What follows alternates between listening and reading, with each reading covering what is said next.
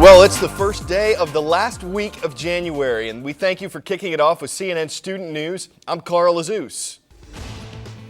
First up, the global economic crisis hangs over the festivities as China ushers in the Year of the Ox. The Chinese calendar, which is based on the moon, turned the page today. Normally, this is a time of celebration for the world's most populated nation, but with the country's economy struggling, like many others around the world, some people are wondering just how happy this Chinese New Year is going to be. John Vaz explores their concerns.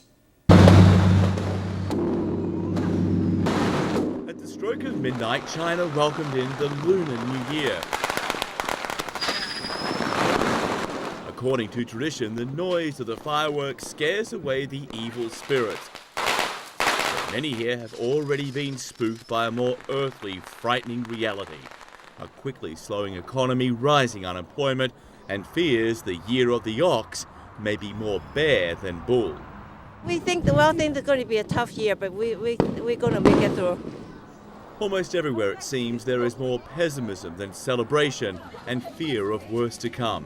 This couple in China South borrowed big, about $8,000 US, to open a store next to a factory. But when the factory recently went bust, so too did they. If the factory opens again, it'll all be good, he says. Nothing else, only this factory can get back to work again.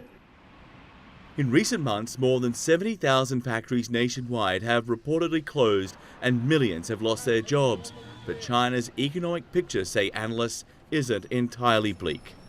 Consumer sentiment has worsened, but it hasn't shattered. Like there's a softening, but there's not a shattering, which is reasonably good news. The days leading up to this holiday are as close as China gets to a Christmas shopping spree. And this Beijing Walmart and most other department stores are offering discounts to keep cautious customers spending. I think I'll be buying less this year, says this woman, because the economic crisis might mean I'll earn less money, so I should be careful about what I buy. The Chinese believe a new year is a time for new beginnings, a chance to put the worst behind them and start again. But in a collision of hope and reality, officials here warn the economy will get worse before it gets better, and there may not be any meaningful recovery before 2010. The Year of the Tiger. John Vaz, CNN Beijing. A word to the wise. Parliamentarian. Someone who is a member of a parliamentary government. If you want to voice your opinion about something to your parliamentarian, or in our case, your senator or congressperson, you can always write a letter. But what if you don't know how to write? It's not a big problem here, but it is for more than half the population of Afghanistan. As Atiya Abawi explains, one group of people is eager to help. In a world of BlackBerries, text messaging, and emails, many Afghans still rely on letter writers. In cities across Afghanistan, men sit on small stools with papers and applications ready for business. And business is booming. 72% of the country is illiterate, making this pen a powerful tool. What they just told me is that they come here because no one in their family knows how to read and write. One woman just told me that she does have a son in the 5th grade, and he's the only one that's getting somewhat of an education. But right now they have to rely on the letter writers here to get what they need to be done for their family completed. There are a variety of reasons why Afghans come to the letter writers. And in today's new democracy, many are practicing their new freedom of speech. He actually just came here because he's getting a letter written because he's not happy with his parliamentarian. He says his parliamentarian's very lazy and he's not doing anything for his area. So he's getting this letter written and handing it to the governor so there can be some kind of change for where he lives and where he works. He's a store owner. I ask the men, if the country gets educated, won't it be bad for business? So I've heard two different things right now. This gentleman next to me said that, you know, even if it does ruin business, he doesn't care as long as Afghanistan gets educated. This gentleman right here just told me that, you know, even if people who are educated, he has high schoolers, he has college students, he even has doctors coming to him, that no matter what, their business will still be running because they know how to write these letters, they know how to write the applications. So no matter what, they want Afghanistan to be educated because they know that their business will still be here throughout the years. Like it has been throughout the centuries. Muhammad Arif compares writing to construction. Anyone can lay bricks, he says, but you still need the cement to keep the structure solid. Atiya Bowie, CNN, Kabul. Time for the shout out. Who is credited with inventing the game of basketball? If you think you know it, shout it out. Is it James Naismith, Abner Doubleday, George Mikan, or Walt Frazier? You've got 3 seconds. Go!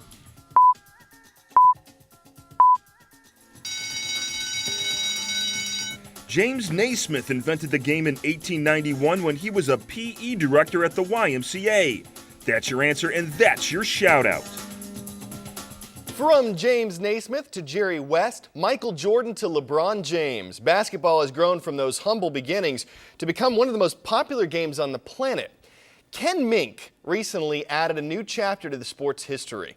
Ray DeLesio introduces us to this college player who's listed as a senior both on and off the roster. Raiders, 1, 2, 3. Raiders. Good work. By his own accounts, Ken Mink was a pretty good college basketball player. I scored 21 points in my opening game in college. That was in 1956, Mink's freshman season at Lee's College in Jackson, Kentucky. That same year, someone doused the coach's office and shoes with shaving cream. School officials didn't find the prank funny. President Landau said that we have someone who said they saw you in that area or coming out of his office or something like that. And he said, "You're out of here." Over a half-century later, the now 73-year-old Mink maintains his innocence, as well as the desire to settle some unfinished business. While shooting baskets in a neighbor's driveway, Mink decided to give college basketball another try. After contacting 8 schools and getting no response, he was about to give up hope when the phone rang. It was Roane State Community College basketball coach Randy Nesbitt. We can help somebody like Ken reach a goal that he had, kind of give him closure to something that's bugged him for a couple years. No, actually 53 years has bugged him. At first, teammates treated him with kid gloves, but soon after, Ken became one of the guys. We think it's hilarious having a 73-year-old talk about some of the stuff that, like, I'll talk about with a teammate and some of the stuff that, you know, most of the times you around the elder you wouldn't talk about. We'll catch him with his shorts pulled up, you know, up to his stomach, you know, trying to make him a little shorter, you know. They asked me if I could dunk one day, and I said, yeah, Dunkin' Donut. That's the only thing I could dunk, you know. On November 3rd, Mink became the oldest player to ever score in a college game. His story has resulted in numerous talk show appearances, and there's even some discussion of a possible movie. I've gotten hundreds of responses from people around the country and around the world, actually, from 6 different countries that have contacted me about, you know, I'm an inspiration for them, and they are taking a new attitude toward aging because of that. Although his playing days at Roane State are coming to a close, technically, Ken still has 2 years of college eligibility remaining. And while he's already reached the majority of the goals he set for himself, Ken says he welcomes the chance to continue his inspirational story at another school. Ray DeLesio, CNN, Harriman, Tennessee. So, Ken's teammates treated him lightly at first, but what about his opponents? If you were assigned to guard Mr. Mink, would you take it easy on him or play all out? Well, that's what we're asking on our blog. What's the right thing to do, and what would you do? Head to cnnstudentnews.com. Tell us what you think. And before we go today, a frosty response to one student's promotional skills, which is exactly what he was hoping for. The University of Wisconsin campus broke out in an airborne display of frigid fun this weekend when hundreds of students showed up to square off in a massive snowball fight. The flurrious activity didn't break any world records, but the organizer guesses about 2,000 people turned out to participate, all from seeing the ad on Facebook. Man, the impact of those social networking sites is really snowballing. Oh, okay, well, we're gonna leave for today. You guys have a great one. I'm Carl Azus.